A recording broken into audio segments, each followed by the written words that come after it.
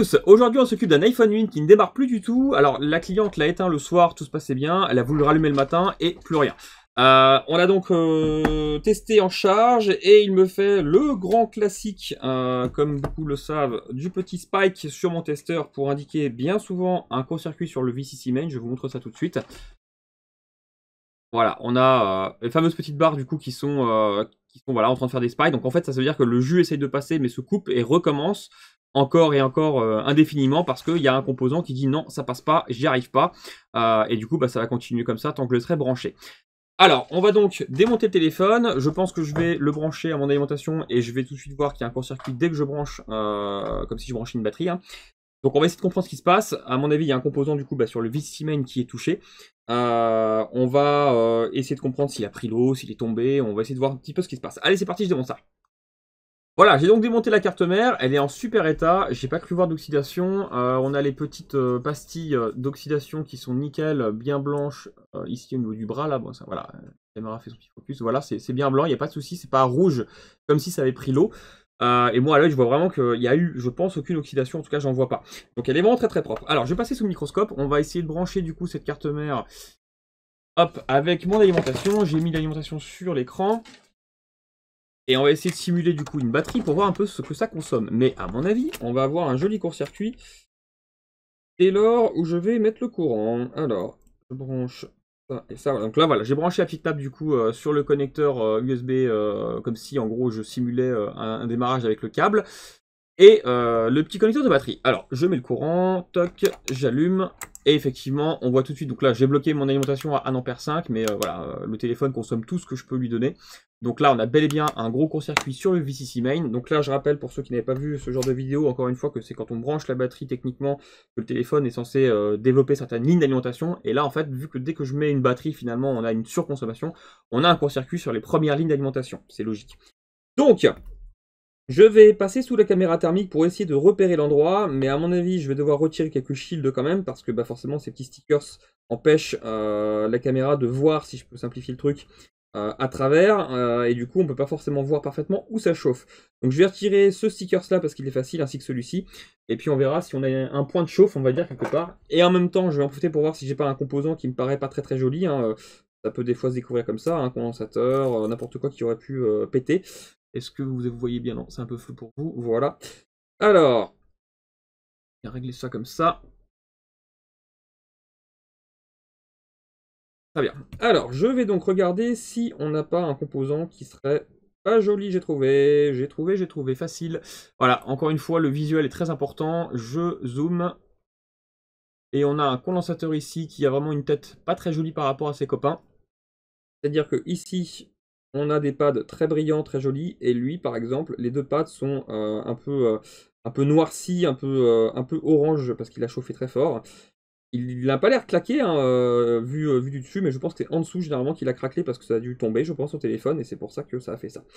Alors, je vais quand même préciser le truc pour être certain. Donc là, pas besoin pour moi d'utiliser la caméra thermique.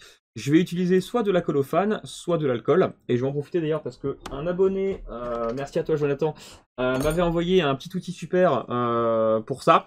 C'est en gros un petit machin qui permet de faire chauffer de la colophane dans un bulbe. Un peu comme une cigarette électronique finalement, c'est une simple résistance. On appuie, ça fait chauffer la colophane qui est à l'intérieur.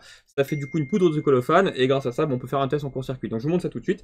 Je vais m'en servir, hop, je dézoome, on va le mettre à peu près à l'endroit où c'est censé être touché. J'attends que ça chauffe. Voilà, et ça fait de la petite fumée. Ça va venir en déposer sur les condensateurs en question.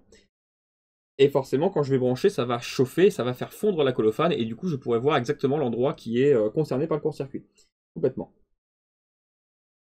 Donc c'est un petit outil qui ne coûte pas grand-chose, mais qui est pas mal pratique quand même dans ce genre de situation. Je vais t'en mettre un petit peu plus. Voilà, là on voit bien. Je zoome du coup très très fort sur la zone en question. Voilà, et je mets le courant, ça risque d'aller assez vite. Il a du mal à fondre. Hein. Voilà, c'est le seul souci de la colophane, c'est que c'est pas toujours parfait au niveau réaction. Et je pense pourtant que c'est bien lui qui est en défaut. À mon avis, lui, il est bien relié au VCC main. Et pourtant, voilà, on voit bien que le colophane ne chauffe pas là. Il a du mal à... C'est pas assez en fait, pour vraiment le mettre en court-circuit complètement. Par contre, à la caméra thermique ou avec de l'alcool, je pense qu'on le verra réagir. Alors, je mets de l'alcool. Donc là, voilà, la colophane c'est très très pratique, mais il faut vraiment que le court-circuit soit très fort pour qu'on puisse vraiment le voir. Voilà, là on le voit, ça réagit un petit peu à l'alcool, mais doucement. Donc il chauffe vraiment doucement ce petit condensateur, hein, voilà. Donc c'est quand même bien lui du coup, hein, on l'a repéré. Mais là vous aurez vu du coup la différence colophane, alcool et du coup caméra thermique, je l'ai fait pour plein de vidéos. Là je vais pas m'en servir parce que clairement on voit tout de suite que c'est bien lui qui est en défaut, hein. Dès que je mets le courant, voilà, ça se voit. La colophane c'est super bien, mais il faut vraiment que le composant chauffe très fort et donc il y a un très très gros court-circuit pour que ça réagisse. Bon, allez, je retire ça et on fait un essai.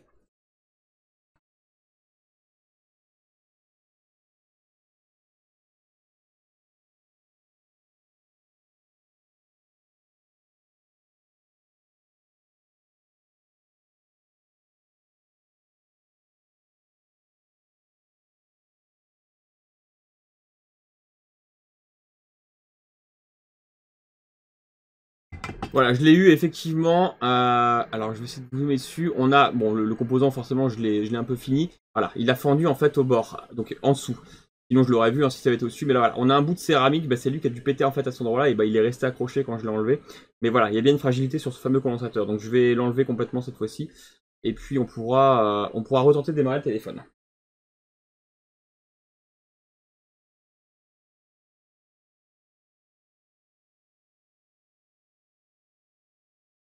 Voilà, là on est tout bon. Je vais donc faire un test vite fait en mode continuité avec mon multimètre pour voir si j'ai toujours un court-circuit, mais techniquement forcément on a retiré le coupable donc ça devrait aller. Alors ici ça sonne, c'est la masse, c'est normal, et de l'autre côté, ça ne sonne pas, je n'ai plus de court-circuit, parfait. Donc je vais tenter de redémarrer le téléphone, au moins de rebrancher pour voir si j'ai du mieux, j'attends qu'il refroidisse un petit peu parce qu'il est chaud. Et cette fois-ci normalement la consommation devrait être revenue parfaitement normale.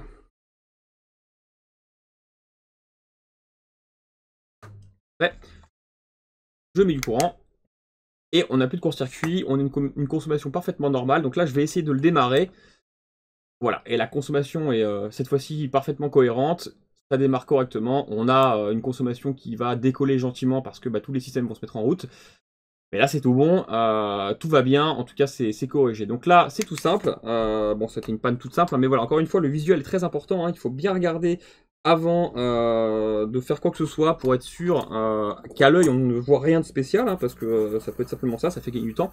Là il aurait fallu sinon je regarde sous la caméra thermique, alors ça aurait pu le faire sans souci, ça aurait été rapide, mais bon, voilà, il faut que je lance le logiciel, il faut que je regarde en dessous, alors que finalement un simple coup d'œil peut régler le problème. Donc il faut vraiment faire attention à la couleur des composants quand c'est comme ça. Lui en l'occurrence, c'était pas bien méchant. Le sticker, je pense que je pourrais m'en resservir parce que je ne l'ai pas enlevé trop en le déchirant, donc c'est parfait. Je vais donc remplacer ce petit condensateur là, remettre le petit shield, remonter le téléphone et on va faire un essai. C'est parti. Donc le condensateur en question que j'ai retiré, c'est le C2853. On voit bien qu'il est effectivement relié au VDD main. Alors moi je dis VCC main parce que je suis habitué aux vieux téléphones où c'était VCC main, mais ils ont renommé cette ligne maintenant en VDD main depuis les iPhone 8 ou 7 si j'ai pas de bêtises. Donc voilà, celui-ci effectivement c'est bien du condensateur de stabilisation pour la ligne VDD main. Je suis pas obligé de le remplacer dans le sens où il y en a pas mal autour qui vont faire le même travail. En fait, on a plusieurs composants de ce type-là parce qu'on va supprimer aussi les parasites de la ligne. Et chaque condensateur va avoir une fréquence différente pour les parasites, si je simplifie le truc techniquement. Donc en gros, ça va stabiliser la ligne et supprimer les parasites de cette fameuse ligne selon certaines fréquences. Et donc celui-ci va gérer une fréquence spécifique, en gros. Donc en gros, là, ça pourrait fonctionner sans souci si je le remplace pas. Ça va pas changer grand-chose à la vie du téléphone si je le remets pas, mais par sécurité et surtout par voilà, acquis de conscience, on va dire, on va le remplacer pour que ça fasse très propre et surtout qu'il reçoit vraiment d'origine, entre guillemets. Alors c'est parti, je vais le piquer sur une carte mère à moi pour pièce ou retrouver sa référence et on va pouvoir le changer.